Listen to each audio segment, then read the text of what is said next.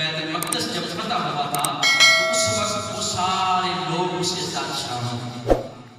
اور حضور غوث پاک رضی اللہ تعالی عنہ نے جو مسند شیخیت میں بیٹھنے کے لیے جو 12 شرائط آپ نے لکھی ہیں، جو 12 شرائط، ان میں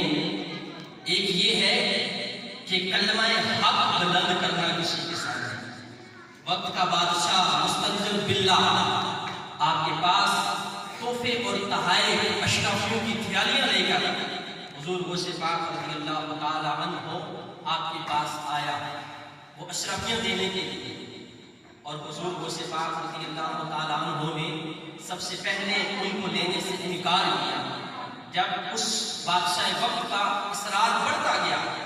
حضور غوث پاک رضی اللہ تعالی عنہ، ہم تو صرف اس چیز تک محدود رہ گئے نا کہ بس غوث پاک کی 11ویں دیگ پک کے کھا لی اور گھر چلے گئے، جو تعلیمات تھی ان کو بس ایک ڈال دیا۔ اس کا مقصد کیا تھا؟ اور حضور غوث پاک رضی اللہ تعالی عنہ آپ کی یہ 11ویں شریف مشہور کیسے ہوئی کہ وہ مستنجد باللہ جب آپ کے پاس وہ اشرافیوں کی تھیلیاں لے کے آیا، آپ نے لینے سے انکار کر دیا، پھر اس نے اصرار کیا۔ حضور غوث پاک رضی اللہ تعالی عنہ آج کسی پیر خانے کے پاس چلے جائیں، نذرانہ لے کے چلے جائیں تو وہ پیر یہ نہیں پوچھتے کہ نذرانہ کہاں سے آیا ہے، بس نذرانہ آنا چاہیے۔ ذرا غوث پاک کی اس تعلیمات کو بھی دیکھیں کہ حضور غوث پاک کی بارگاہ میں جب مستنجد باللہ وہ اشرافیاں لے کے آیا، آپ نے لینے سے پہلے انکار کیا، اس نے اصرار کیا، آپ نے 2 تھیلیاں لے کر اپنے ہاتھ میں ان کو دبایا تو خون نکلنا شروع ہوا۔ آپ نے کہا کہ غریبوں کا خون چوس کر، ان کا خون نچوڑ کر تو مجھے نذرانہ دینے آیا ہے۔ اگر جو تجھ کو تجھ سے جو نسبت حاصل ہے، اگر اس نسبت کا مجھے حیا نہ ہوتا تو یہ خون اتنا بہ جاتا کہ تیرے محل تک چلا جاتا اور اس محل کو بھی یہ خون بہا دیتا۔ یہ حضور غوث پاک رضی اللہ تعالیٰ عنہ آپ کی تعلیمات، اور 11ویں شریف کے مشہور ہونے کی جو وجہ ہے اس کا مقصد کیا تھا؟ حضور غوث پاک رضی اللہ تعالیٰ عنہ آپ کا ایک مشن تھا کہ لوگوں تک حضور نبی کریم صلی اللہ تعالیٰ علیہ وآلہ وسلم آپ کا جو علم تھا وہ لوگوں تک پہنچانا اور لوگوں کی خدمت کرنا، یہ آپ کا فرمان ہے۔ آپ نے فرمایا کہ اگر میرے پاس ساری دنیا کے خزانے آ جائیں میرے ہاتھ میں تو وہ میں لوگوں کی خدمت کرنے میں وہ سارے کے سارے خزانے لٹا، اور میں یہ سمجھوں گا کہ وہ خزانے میرے ہاتھ میں آئے اور میرے ہاتھ میں سوراخ تھا اور وہ سارے کے سارے خزانے مجھ سے ختم ہو گئے۔ یہ 11ویں شریف کے مشہور ہونے کی وجہ کیا تھی کہ ہر چاند کی، ہر سال چاند کی 11 تاریخ کو میرے کریم نبی صلی اللہ تعالیٰ علیہ وآلہ وسلم کے ذکر کی محفل حضور غوث پاک رضی اللہ تعالیٰ عنہ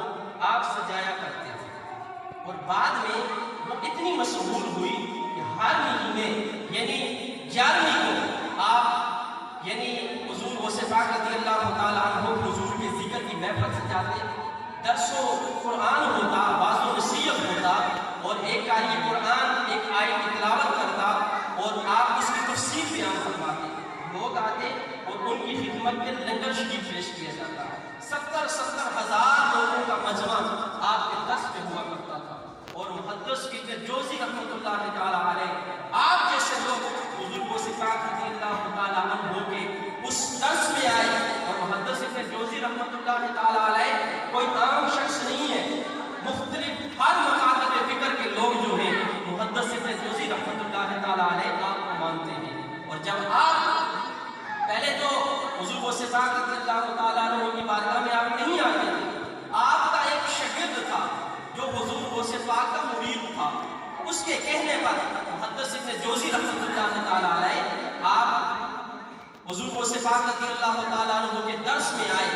اور جب آپ نے درس سنا اس درس میں آئے، قاری قرآن نے تلاوت قرآن پاک کی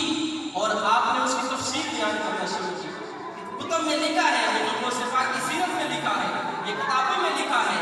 حضور غوث پاک رضی اللہ تعالیٰ عنہ نے جب ایک تفسیر بیان کی تو وہ جو شاگرد آیا تھا محدث ابن جوزی کا، ان کے ساتھ اس نے آپ کی طرف دیکھا تو اس نے